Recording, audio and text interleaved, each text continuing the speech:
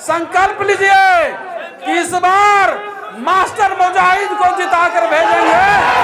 संकल्प लीजिए और आपका दायित्व जिम्मेदारी है कि आप संकल्प लेकर आप जाइए और इन 9 दिन में इतिहास को रच दीजिए, यही आग्रह करेंगे। दोस्तों, लोकसभा चुनाव को लेकर देश भर में गहमा गहमी का माहौल है। वैसे तो बिहार में जेडीयू का बीजेपी के साथ गठबंधन है, लेकिन सीमांचल में खासकर किशनगंज में जेडीयू की सभा में भाजपा को कम ही देखा जा रहा है। निश्चित रूप से ये उनकी एक रणनीति होगी, लेकिन कल जब पूर्णिया में मोदी जी की सभा थी, तब जेडीयू के प्रदेश अध्यक्ष का किशनगंज में होने से राजनीतिक गलियारों में चहमी गोइयां शुरू हो गई है। क्या समझौता केवल लोकसभा में अपना वजूद बरकरार रखने के लिए हुआ है? खैर, जो भी हो, लेकिन किशनगंज सीट जीतने के लिए जेडीयू कोई कसर नहीं छोड़ रही। यही वजह है कि नीतीश कुमार के बेहद करीबी एमएलसी, मंत्री, विधायक व पार्टी के दीगर जिम्मेदारान पूरी मजबूती के साथ यहां जम चुके हैं। वीडियो में आगे जानिए कि नीतीश कुमार के सबसे चहेते लीडर डॉक्टर खालिद अनवर किस बुनियाद पर कह रहे हैं कि उनके उम्मीदवार मास्टर मुजाहिद आलम ये चुनाव 3 लाख वोटों से जीतेंगे। क्या ऐसा मुमकिन है? आइए वीडियो में आगे समझते हैं। कोई शख्स ये कहता हो कि नीतीश कुमार अच्छे नहीं हैं, मास्टर मुजाहिद आलम साहब अच्छे नहीं हैं, और ऐसा लगता है कि किशनगंज लोकसभा में एक तारीखी तब्दीली आने जा रही है, एक इनकलाब आने जा रहा है और एक तारीख लिखी जाएगी कि नीतीश कुमार के कैंडिडेट मास्टर मुजाहिद आलम साहब ने उन रिवायतों को तोड़ दिया, उन बुतों को तोड़ दिया, उन रिवायतों को तोड़ दिया जिन रिवायतों के तहत कांग्रेस पार्टी मुसलमानों को डरा करके, धमका करके मुसलमानों का वोट दिया करती थी।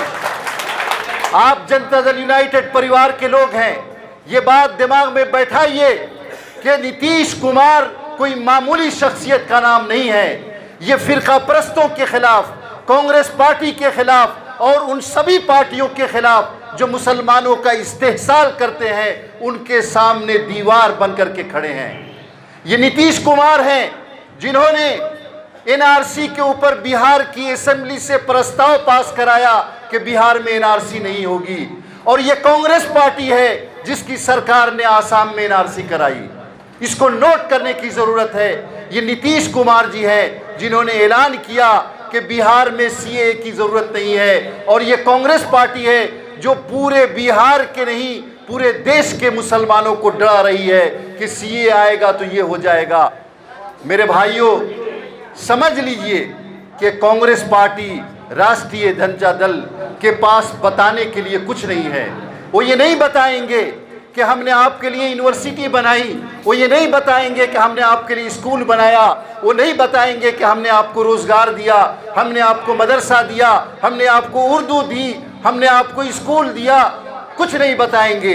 वो सिर्फ आकर के लोगों को ये कहते हैं कि बीजेपी को वोट दोगे, बीजेपी को वोट दोगे, और कुफ्र और ईमान का मसला बना रखा है।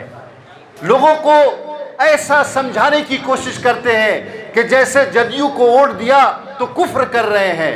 मैं खुश हूँ मास्टर मुजाहिद आलम साहब से कि इन्होंने किशनगंज के बड़े बड़े उलमा को अपने फेवर में तैयार किया है, और उन सब की जबानों पर ताला लग गया है जो ये कहते थे कि जनता दल यूनाइटेड को वोट देना कुफ्र है।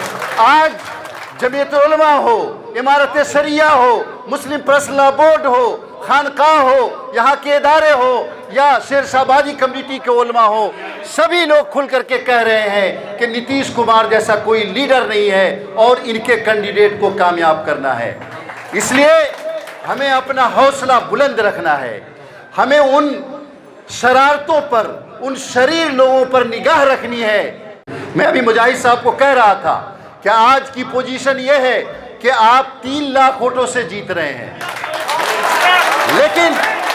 लेकिन आप चूंकि परिवार के लोग हैं, इसलिए मैं आपको खबरदार कर रहा हूं कि याद रखिएगा, ये लोग लोगों को मस्जिदों के जरिया, मदरसों के जरिया, दुआओं के जरिया, तस्बीहों के जरिया, तावीज़ों के जरिया गुमराह करने की कोशिश करेंगे।